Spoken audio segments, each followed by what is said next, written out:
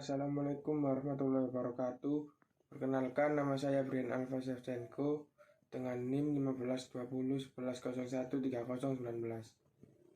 Perkenalkan, nama saya Calvin Dikita Rusman dengan NIM 15201101304040. Perkenalkan, nama saya Rizky Amalia dengan NIM 152011013041.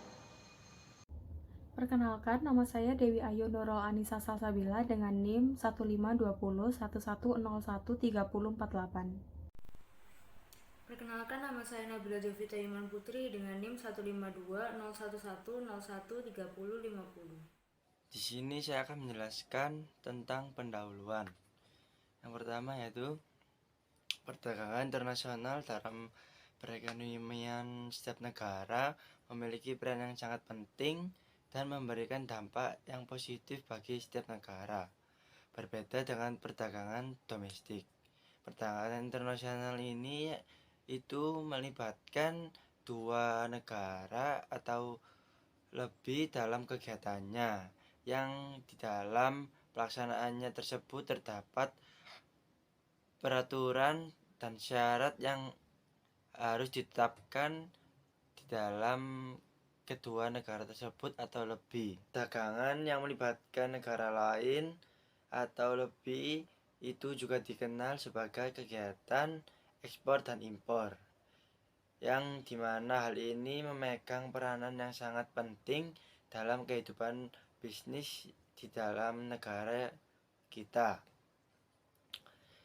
Ditinjau dari segi lalu lintas devisa, yang melainkan juga atas sumbangannya kepada pendapatan nasional, pemerintah juga harus memberikan kemudahan-kemudahan yang mendorong para importir untuk terus mengembangkan kegiatan impornya.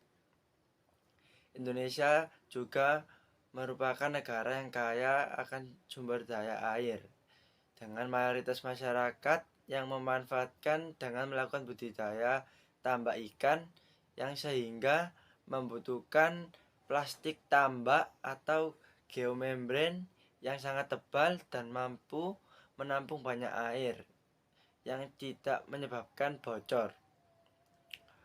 Plastik tambak atau geomembran tersebut dengan kualitas yang bagus tidak mudah didapatkan oleh pengusaha budidaya ikan di Indonesia, sehingga harus mengimpor dari luar negeri, yaitu di negeri Cina.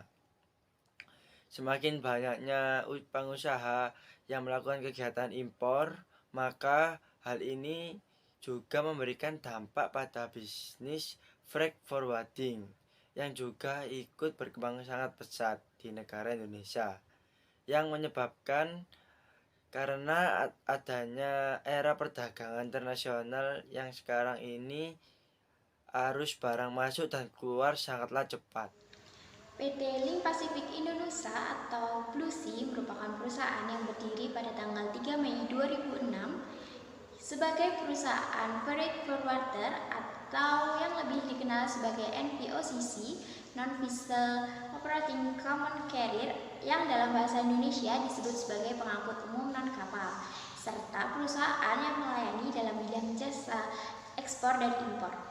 Perusahaan ini didirikan oleh 4 sekawan, yakni Haji Bagio, Haji Budiono, Haji Santo, dan Bapak Karim.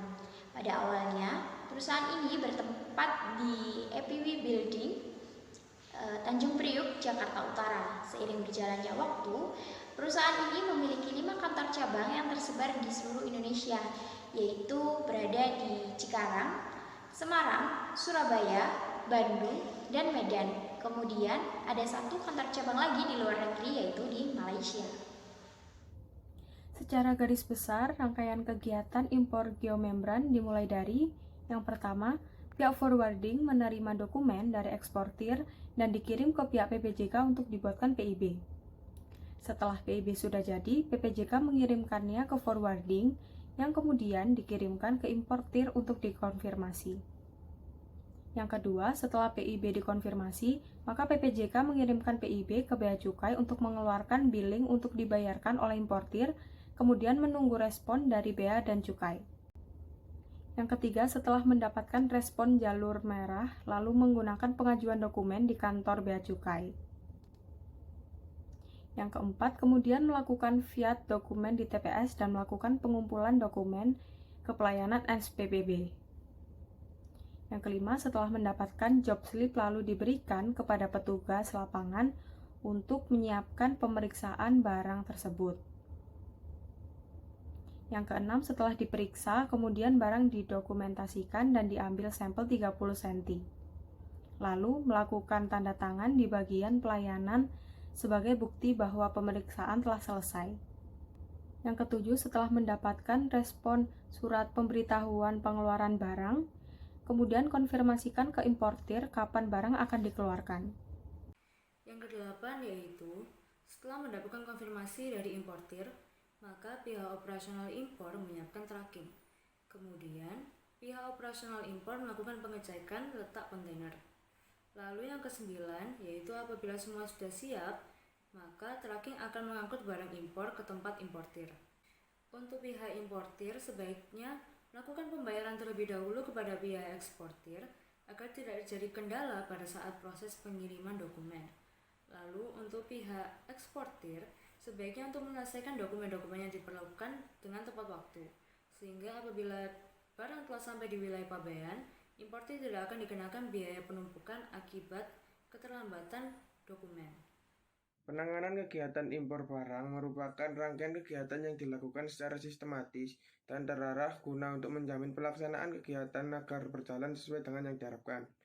Sehingga importir pun senang dengan pelayanan jasa yang disediakan oleh PT Link Pacific Indonesia.